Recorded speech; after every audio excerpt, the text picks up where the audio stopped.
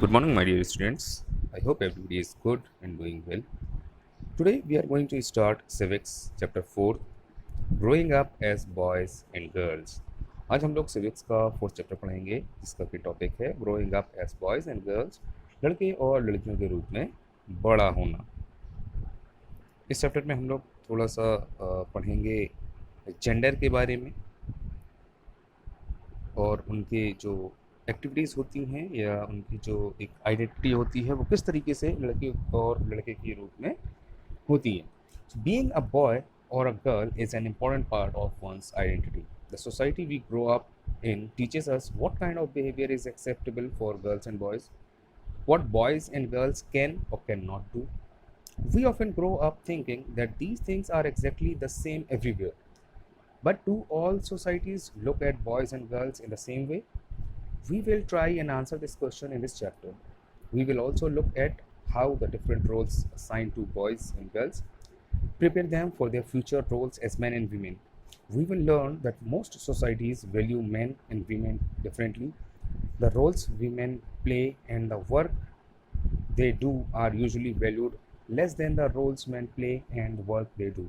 This chapter will also examine how inequalities between men and women emerge in the area of work. लड़का या लड़की होना किसी की भी एक महत्वपूर्ण पहचान होती है। The society we grew up in teaches us what kind of behavior is acceptable for boys and girls.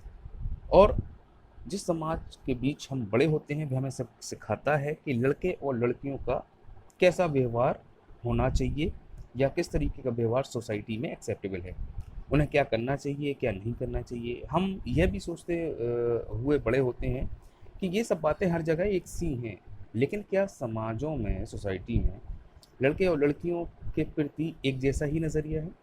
इस लेसन में हम यही जानने की कोशिश करेंगे।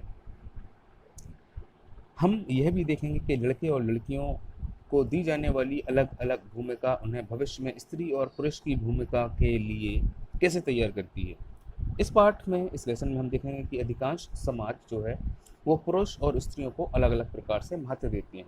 जैसे कि स्त्रियां जिन भूमिकाओं का निर्वाह करती है उन्हें पुरुषों द्वारा किए जाने वाले काम उनकी भूमिका से कम माना जाता है, यानी कि औरतों के काम को कम माना जाता है और इंसान के इन मर्द के या पुरुष के काम को ज़्यादा महत्व दिया जाता है। इस लेसन में हम ये भी देखेंगे कि आदमी और औरत के बीच में काम के क्षेत्र में असमानताएं कैसे उभरती हैं। Growing up in Samoa in 1920s। Growing up in Samoa in 1920s यानी कि 1920 के दशक में समोआ द्वीप एक जगह है समोआ, वहाँ पर बच्चों का बड़ा होना।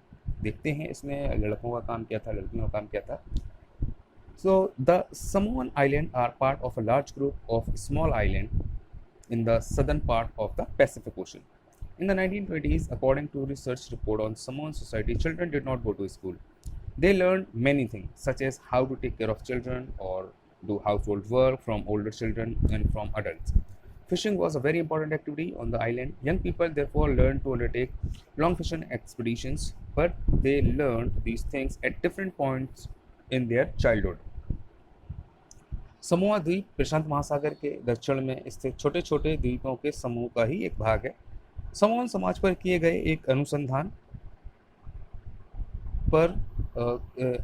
की रिपोर्ट के अनुसार 1920 के दशक में बच्चे स्कूल नहीं जाते थे। वे क्या करते थे, वे बड़े बच्चों और अडल्ट यानी अपने बड़ों से बहुत सारी बातें सीखते थे, जैसे कि छोटे बच्चों की देखभाल करना, घर का काम करना, और आइलैंड पर मछली पकड़ना बहुत महत्वपूर्ण काम था। इसलिए किशोर बच्चे छोटे बच्चे थे मछली पकड़ने के लिए लंबी लंबी यात्राओं पर जाना सीखते थे, लेकिन ये बातें वे अपने बचपन के अलग अलग समय पर सीखते थे। ऐसा नहीं कि बच्चा 5-6 साल के बच्चे को ही ले जाने लगे मछली पकड़ने के लिए, अलग अलग एज पर अलग अलग चीज़ें सीखते थे। कैसे, हम पढ़ते हैं आगे। As soon as babies could walk their mother और other adults no longer looked after them. Older children, often as young as 5 years old, took over this responsibility. Both boys and girls look after their younger siblings, but by the time a boy was about 9 years old, he joined the older boys in learning outdoor jobs like fishing and planting coconuts. Girls had to continue looking after small children or do errands for adults. till they were teenager, but once they became teenager they had much more freedom. After the age of 14 or so, girls also went on fishing trips, worked in the plantation, learned how to weave basket. Cooking was done in special cooking houses where boys were supposed to do most of the work while girls helped with the preparation. यानी छोटे बच्चे जैसे ही चलना शुरू कर देते थे, उनकी मम्मी जो थी उन बच्चों की देखभाल करना बंद कर देती थी, और अब उन बच्चों की देखभाल कौन करता था? उनके बड़े भाई बहन, जो कि लगभग 5 साल के आसपास की उम्र के होते थे, वो छोटे बच्चों की देखभाल करने लगते थे। लड़के लड़कियां दोनों अपने छोटे भाई बहनों की देखभाल करते थे, लेकिन जब कोई लड़का लगभग 9 साल का हो जाता था तो वह बड़े लड़कों को ज्वाइन करता था, उनके ग्रुप को ज्वाइन करता था और बाहर काम सीखता था, जैसे कि मछली पकड़ना, नारियल के पेड़ लगाना। लड़कियां जब 13-14 साल की तक की नहीं हो जाती थी, छोटे बच्चों की देखभाल करती थी और बड़े लोगों के छोटे मोटे काम करती थी।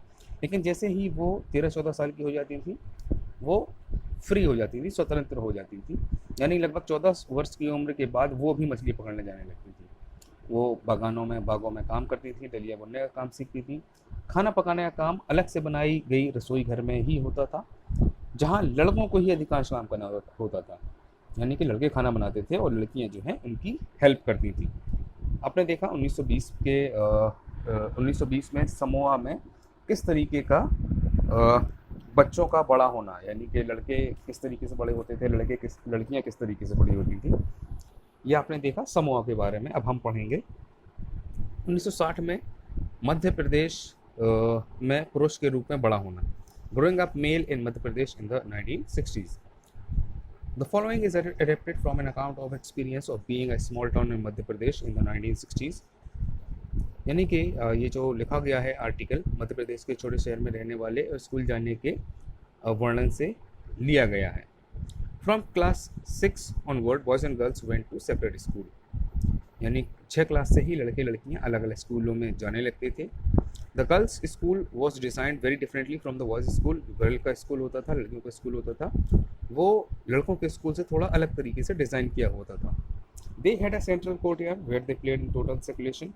वो लोग एक सेंट्रल कोर्ट यार्ड में, यानी कि एक आंगन होता था, वहाँ खेलते थे, जहाँ वो बाहरी दुनिया जो होती थी उससे थोड़ा अलग सुरक्षा के रूप में होता था, जिससे कि लड़कियों को कोई परेशान न कर सके।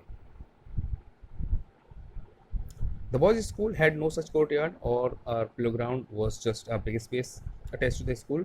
और लड़कों के स्कूल में ऐसा कुछ बरामदा या नहीं होता था, बड़ा सा एक मैदान होता था जहाँ खुले में वो लोग खेलते थे। Every evening once school was over, जैसे ही शाम में स्कूल जब खत्म हो जाता था, the boys watched as hundred of school girls crowd the narrow streets. As these girls walked on the street, they looked so purposeful. हर शाम स्कूल के बाद सैकड़ों लड़के लड़कियों की भीड़ को सकरी गली में जाते हुए देख सकते थे। सड़कों पर जाती हुई लड़कियां बड़ी गंभीर दिखती थी, यानी कि एक लाइन बनाकर वो जाती थी। This was unlike the boys who used the street as a place to stand around idling, to play or try out tricks with their bicycles. For the girls, the street was simply a place to get straight home. The girls always went in groups, perhaps because they also carried fears of being teased or attacked. और तो लड़कियां जो थी बहुत ही गंभीर तरीके से अपने स्कूल से जाती थी। यह बात लड़कों से अलग थी, जो सड़क को अनेक काम के लिए प्रयोग करते थे, जैसे कि खड़े खड़े खाली समय बिताना, दौड़ने खेलने के लिए, साइकिल चलाने और करतब आजमाने के लिए वो लोग रोड का इस्तेमाल करते थे। इसकी बात हो रही है लड़कों की। मीन्स जैसे लड़के होते हैं आराम से टहलते हुए चले जाना, साइकिल से दौड़ा, स्टंट मारना, लेकिन लड़के सीधे घर से स्कूल जाती थी, स्कूल से घर और घर से स्कूल। लड़कियों के लिए गली सीधे घर पहुंचने का एक माध्यम थी। लड़कियां हमेशा समूह में ही, ग्रुप में ही जाती थी और उनके मन में शायद ये डर होता था कि कोई उन्हें छेड़ ना दे या उनके ऊपर कोई हमला ना कर दे। After reading the two examples above, we realize that there are many different ways of growing up. Often we think that there is only one way in which children grow up. This is because we are most familiar with our own experiences. If we talk to elders in our family, we will see that their childhoods were probably very different from ours. ऊपर दिए गए दो उदाहरणों को पढ़ने के बाद हमें ये पता चलता है कि बड़े होने के भी कई तरीके हैं। हम यही सोचते हैं कि बच्चे एक ही तरीके से बड़े होते हैं, ऐसा इसलिए क्योंकि हम अपने अनुभवों से ही सबसे ज़्यादा परिचित होते हैं। यदि हम अपने परिवार के बड़े बुजुर्गों से बात करें, मम्मी पापा से या दादा दादी से या नाना नानी से, तो हमें पता चलेगा कि उनका बचपन शायद हमारे बचपन से बहुत अलग था, यानी कि उन्होंने कुछ और ही एक्सपीरियंस किया हुआ होगा। This is all for today. We will be proceeding by tomorrow. Till then, take care. Bye bye.